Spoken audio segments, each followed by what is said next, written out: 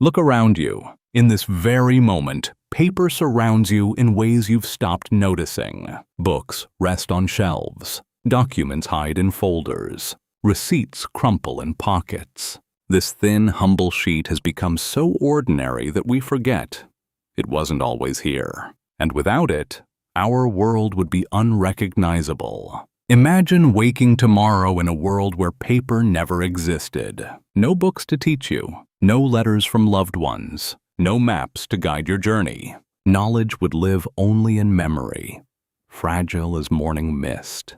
Ideas would die with their thinkers. The entire library of human wisdom would vanish with each generation. Yet for most of human history, this was reality. For hundreds of thousands of years, people walked this earth with brilliant minds, but no way to preserve their thoughts beyond their own lifetimes. Every lesson had to be relearned, every story retold until memory failed, until someone in ancient China asked a simple question that would change everything. This is the story of paper, a revolution so quiet that it unfolded over centuries, yet so profound that it built civilizations. From the workshops of ancient China to the printing presses of Europe, from handwritten manuscripts to digital screens, this thin sheet carried human dreams across oceans and through time, becoming the foundation of everything we call progress. Before paper, knowledge was literally heavy. In ancient Mesopotamia, scribes carved laws and poetry into clay tablets that could weigh as much as a small child. A library wasn't a room, but a warehouse. To own books was to be strong enough to carry them. Learning was a labor of muscle as much as mind. The ancient Egyptians found a lighter way. Along the banks of the Nile, they harvested papyrus reeds, slicing them thin, laying them crossways, pressing them flat. It was brilliant. It was portable, but it had limits. Papyrus was fragile, cracking in dry air, rotting in dampness. It grew only in one place, and Egypt guarded its secret jealously. In Pergamon, when Egypt cut off papyrus supply, desperate scholars turned to animal skin. Parchment was durable, lasting centuries if treated right, but each page required the hide of a calf or lamb. A single book might mean the sacrifice of an entire flock. Knowledge became even more precious because it was written in life itself. In China, scholars faced their own struggle. They wrote on bamboo strips, threading them together like curtains. These scrolls clacked and rattled, heavy enough to fill a cart for a single book. The wealthy wrote on silk, smooth and precious. But silk cost a fortune. There had to be another way. Someone just had to imagine it. The answer was hidden in plain sight, scattered across China's forests and rivers. Wasps built their nests by chewing wood and plant fibers into a pulp, spreading it thin to dry. After rainfall, tree bark would sometimes separate into thin, almost paper-like layers. The mulberry trees that fed silkworms dropped inner bark that could be pounded into something almost light. In the year 105 CE, a court official named Cai Lun was facing this very problem. The imperial court needed a better way to record its edicts and histories. Cai Lun watched, thought, and experimented. He saw what nature had been showing humanity all along.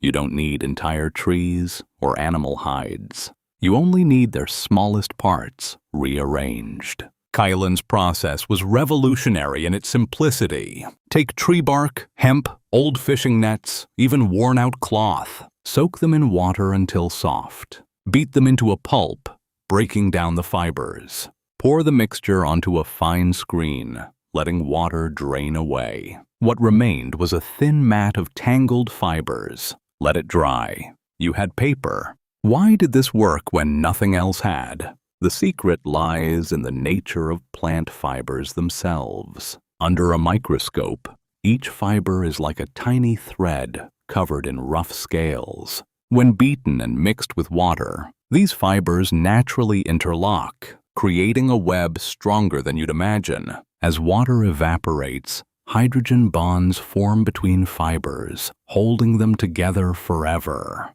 What Cai Lun created wasn't just lighter or cheaper than what came before. It was democratic. Paper could be made from waste materials, old rags, fishing nets, scraps that would otherwise be thrown away. This meant knowledge could finally escape the hands of the wealthy and powerful. Anyone with plant fibers and water could make paper, and that changed everything. Emperor He of Han recognized the significance immediately. In 105 CE, he formally acknowledged Cai Lun's invention, and paper production became an imperial project. Within decades, paper workshops spread throughout China. The court could now record its histories in volumes that one person could carry. Knowledge became portable, and portable knowledge becomes powerful. For 5 centuries, China guarded the secret of paper-making as jealously as Egypt had guarded papyrus. But secrets don't stay secret forever. In 751 CE, during the Battle of Talis, Chinese papermakers were captured by Arab forces. They brought their knowledge to Samarkand, where the first paper mill outside China rose beside the Silk Road. The secret had escaped. The Islamic world embraced paper with extraordinary enthusiasm. Baghdad, Cairo, Damascus. Each city built great paper mills. Scholars who once could afford only a few precious parchment pages now had reams of affordable paper. The House of Wisdom in Baghdad became home to thousands upon thousands of manuscripts. An explosion of learning began that would reshape civilization. Paper traveled west like a slow tide. The Moors brought it to Spain in the 11th century. From there, it crept north. Italy in the 13th century. France, Germany. European monks, who had spent lifetimes copying single books on parchment, suddenly had affordable paper in abundance. They could preserve ancient texts. They could write new ones. They could dream bigger. Then came the moment that changed everything again. In 1450, Johannes Gutenberg combined paper with movable type printing. Before Gutenberg, a scribe might copy one book in a year. After him, a printer could produce hundreds in weeks. Paper found its perfect partner. Together, they would democratize knowledge itself, sparking the Renaissance, the Reformation, the scientific revolution. Before printing on paper, Europe had perhaps 30,000 books, each one precious and rare. 50 years after Gutenberg, there were over 12 million. Ideas that once reached dozens now reached millions. A farmer's son could read what kings read. A woman in a small town could access philosophies from across the world.